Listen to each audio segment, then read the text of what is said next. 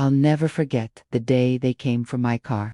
It wasn't just any car, it was the one thing I had left that reminded me of the years I worked my hands to the bone, saving every dime to buy it.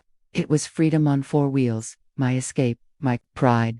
When I saw the tow truck backing into my driveway, my stomach dropped. My neighbors peeked out of their windows like they were watching some reality show, and all I could do was stand there, helpless, as the driver hooked up my car like it was trash to be hauled away. The worst part, it wasn't because of missed payments or debt.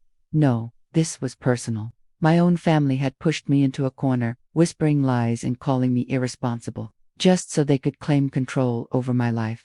That moment, watching the car roll away, was the spark. I knew then that if they wanted to play games with me, they were going to learn just how dangerous it was to underestimate someone like me, that the betrayal stung worse than the loss itself.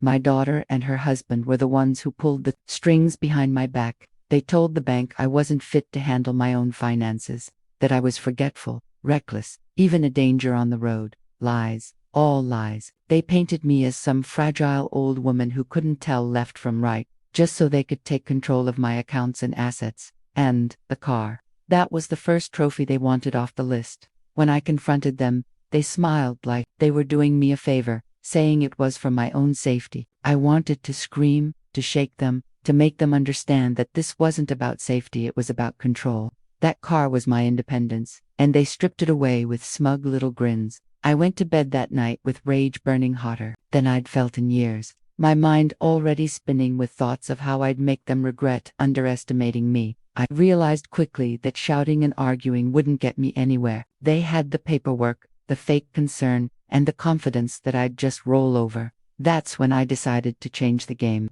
If they thought they could outsmart me, they were about to learn I'd been around far too long to fall for tricks. I started small, listening, observing, pretending to go along with their plans. I let them believe I was beaten, that I had accepted my new reality.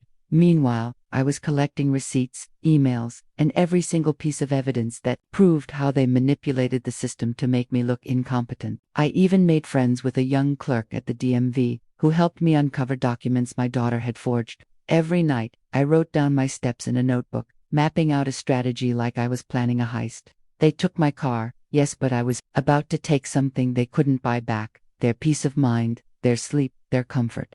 And that would cut deeper than anything. The first crack I made in their perfect little plan was subtle. I started mailing copies of the forged documents anonymously to relatives, neighbors, even their church friends. Nothing dramatic, just enough for questions to start swirling. I'd walk into family dinners acting clueless, listening as whispers floated around about how my daughter and her husband might have gone too far. At the same time, I began slipping details about their spending habits into conversations, how they were using my accounts to buy things they didn't need, vacations they hadn't earned. Soon, the doubt spread like wildfire. They noticed people pulling away, giving them side eyes, and the paranoia started to eat at them. Every time the phone rang, I watched them tense.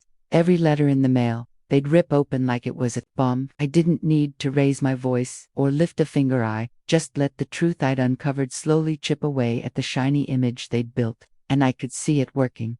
When the pressure mounted, they turned their anger back on me, like bullies cornered in their own mess. My daughter stormed into my kitchen one night, slamming her hands on the table, demanding I stop interfering. Her husband sat in the car outside, pacing like a caged animal, smoking nervously.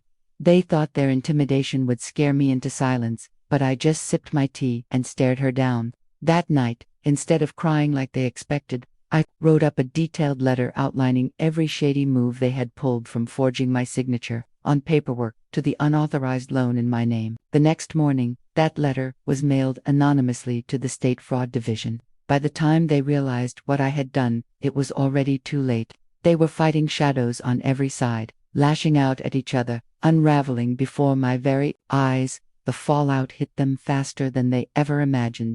Investigators started calling, and my daughter's phone was ringing nonstop with debt collectors demanding answers. Her husband's employer even received a quiet inquiry from the fraud division, and suddenly he was on leave pending review. They were drowning, and the very car they stole from me sat useless in their driveway, a constant reminder of their greed. Neighbors began whispering when strange men in suits knocked on their door at odd hours. I would watch from my porch as they argued in the driveway, screaming at each other like two cornered animals. For the first time, they weren't focused on me, they were too busy watching their own lives burn. And I sat there, calm as ever, knitting on my porch swing, knowing the trap I had set was working exactly as I planned. By the time the storm truly hit, their world was already in shambles. Their credit was wrecked, their bank accounts frozen, and the fraud investigation had expanded into a full-blown case. My daughter called me in tears, begging for help, but I let the phone ring. She didn't know that every sleepless night she now had was the exact justice I wanted her to feel. It was repossessed by the bank, leaving them with nothing but a driveway-shaped hole where their scheme had once looked so clever. The gossip around town spread like wildfire. Friends distanced themselves. Her husband's family stopped answering calls, and suddenly the golden couple was toxic. I'd see her sitting in her front yard, hair unkempt, staring blankly at the ground as though wondering how it all went so wrong. But I knew, and the truth was, I'd only given them a taste of what they tried to do to me. When it was all said and done, I didn't feel the rush I thought revenge would bring. Instead, it was calmer, colder, like watching a storm roll through and leave silence behind. They had taken my car, my pride, and thought they could take my dignity. But in the end, I took something from them that can't be bought back. Peace of mind. Every time they look at their empty bank account, every time they hear whispers in the grocery store, every time they sit in the quiet of their now joyless home, they'll remember what they did to me, and how I answered. I didn't need to shout or slam doors or throw fists. My revenge was quieter, but sharper, and it cut deeper than anything they could have imagined. Sometimes justice doesn't come from the law, or from begging people to see your side. Sometimes justice comes when you stop being the victim and remind them that even a grandma can be dangerous when pushed too far.